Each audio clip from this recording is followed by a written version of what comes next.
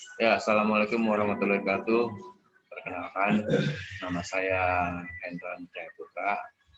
Saya guru produktif di SMK Laboratorium Global. Dalam kesempatan ini saya ingin menjelaskan sedikit tentang sistem suspensi yang diampu di kelas 11 TKRO. Izinkan saya share materinya. Nah, di sini kita perbesar dulu.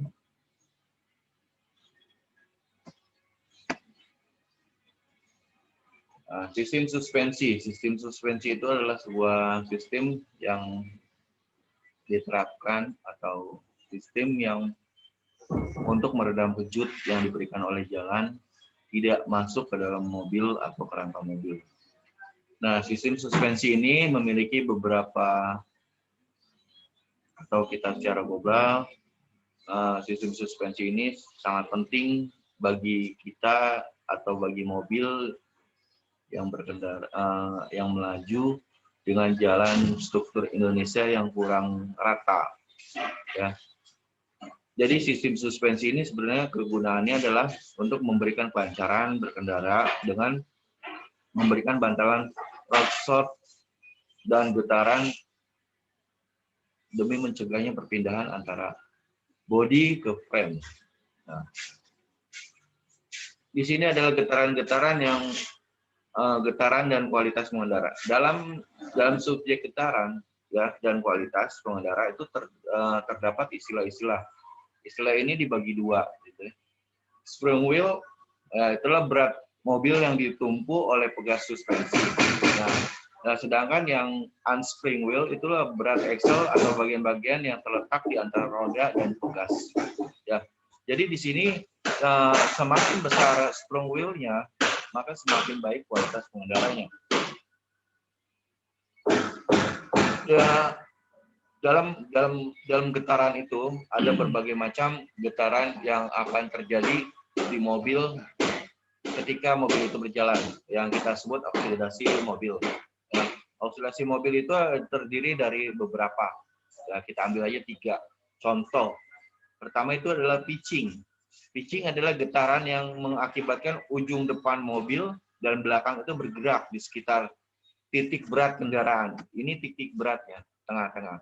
Ya, jadi mobil itu bergerak atau bergetar. Ya, bagian depan dan bagian belakang itu bergetar. Jadi mobil itu tidak berjalannya tidak rata. Yang kedua adalah lowering. Lowering itu adalah gerakan mengayun, ya, ke samping kiri, ke samping kanan. Ya, istilah mobil itu sama, semua gerak ini itu mobil berjalannya tidak rata. Nah, yang satu itu adalah bouncing. Bouncing itu gerak naik atas ke bawah, ke atas ke bawah.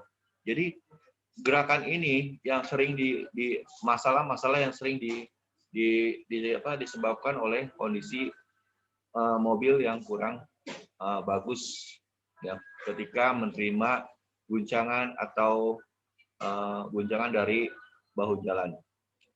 Di sini kita dari suspensi itu tidak jauh dari pegas, namanya pegas. Pegas ini yang biasa kita lihat adalah pertama itu adalah pegas daun atau lead spring. Pegas daun ini fungsinya adalah untuk menghubungkan antara frame, ya, frame axle, ya, frame axle dengan dan juga sebagai bantalan penyerap guncangan yang ditimbulkan oleh permukaan jalan. Nah, pegas daun ini ketika pegas daun itu menerima guncangan atau beban yang cukup besar, dia akan mengembang seperti ini. Ya. Di mana spring lap ini akan memberikan jarak antara spring lap 1 dengan spring lap kedua. Nah, ini akan memperkecil beban yang diterima oleh mobil terhadap kondisi beban tersebut. Nah, konstanta pegas, ya, sifat bahan berubah bentuk apabila mendapatkan beban dan kembali berubah ke semula ketika beban itu dilepas.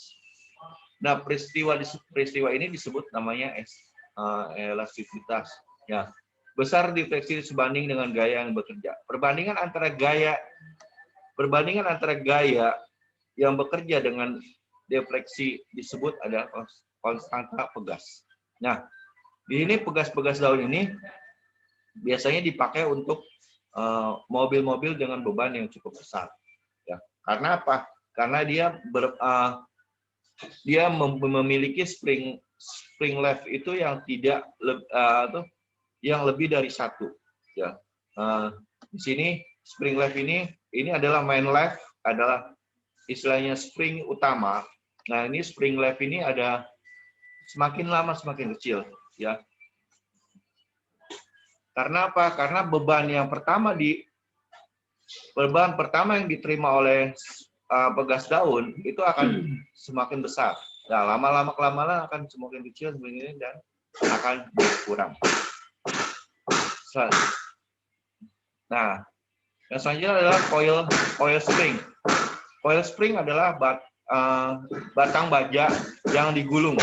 Nah, dibandingkan dengan lead spring, coil spring lebih panjang sehingga mempunyai tahanan yang lebih baik terhadap kejutan. Tidak terdapat gesekan bila terjadi defleksi. Defleksi itu adalah tekanan antara tekanan antara setiap bagian, ya, sehingga dapat memberikan kenyamanan yang lebih baik. Coil spring tidak memiliki sifat penyerapan kejutan yang cukup dan tidak dapat menjamin poros dengan sendirinya. Nah, konstanta pegas yang tadi seperti kita sudah katakan, ya, konstanta pegas itu adalah perbandingan antara gaya yang bekerja dengan defleksi.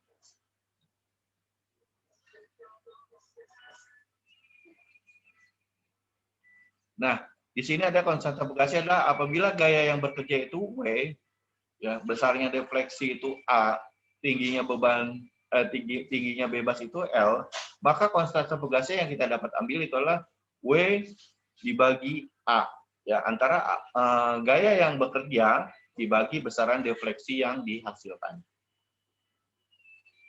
Nah, selanjutnya adalah jenis-jenis suspensi. Jenis-jenis suspensi ini kita bagi menjadi beberapa bagian. Pertama adalah suspensi model rigid dengan pegas daun. Nah, di sini banyak gabungan antara rigid dengan pegas daun. Nah, pada suspensi model rigid, roda-roda terpasang pada satu poros yang dipasang ke bodi melalui pegas. Ini adalah lip spring dengan shock breaker. Shock breaker itu menyatu dengan pegas daun. Ya. Keuntungan dari pegas daun ini tersebut adalah: satu adalah konstruksi sederhana dan kuat. Dua, perubahan thread dan chamber yang disebabkan oleh gerakan aksel kecil. Ketika misalkan suspensi model rigid dan pegas daun ini menerima tekanan yang cukup besar atau beban yang cukup besar oleh muatan suatu mobil, dia akan memiliki perubahan gerakan aksel yang kecil, ya. Jadi dia dapat memaksimalkan beban yang dihasilkan dengan laju kendaraan itu. Ya, makanya model rigid dan pegas daun ini sering digunakan oleh kendaraan-kendaraan berbeban itu yang cukup besar seperti truk, kontainer, ya. Jadi untuk memaksimalkan, ketika beban itu lebih besar dibandingkan suspensi, yang ada akan terjadi patah, ya. Terjadi patah dan kalah dengan beban tersebut. Ya, dari sistem ini kerugiannya adalah satu adalah kualitas mengendarai serta stabilisasinya kebudi kurang. Karena apa? Bebannya terlalu besar. Dua, kecenderungan terjadinya gerakan horizontal. Nah, ini adalah kita memang berbeda antara mengemudi mobil yang bebannya besar dengan mobil yang bebannya kecil, itu berbeda. Karena kalau kita mengemudi beban yang besar itu, ya, kecenderungan terjadi gerakan-gerakan horizontal itu akan terjadi secara fleksi. Yang kedua adalah suspensi model independen. Nah, suspensi model independen ini ya adalah roda kiri dan kanan tidak dipasangkan pada satu poros, melainkan pada masing-masing axle, sehingga bekerja sendiri-sendiri dengan menyerap goncangan atau kinetic action. Nah, keuntungan dari sistem ini ya, kualitas mengendara lebih baik. Kedua, memiliki kemampuan singgung jalan yang lebih besar. Jadi ketika mobil yang menggunakan model independen ini, ya jadi masing-masing ban itu memiliki suspensi atau poros sendiri-sendiri. Ketika terjadi jalan yang tidak rata, dia akan menyeimbangkan. Ya misalkan yang jalan itu tidak rata, yang di sebelah kiri, ya, yang sebelah kiri itu akan rendah dan sebelah kanan akan tinggi. Jadi dia menyeimbangkan antara kestabilan dari kondisi jalan tersebut terhadap bodi mobil tersebut. Ya. Jadi kejutan yang dihasilkan itu akan terjadi kecil seperti itu. Ya. Nah, ini adalah macam-macam suspensi. Suspensi yang sering dipakai adalah use one type, ya, using coil spring, ya.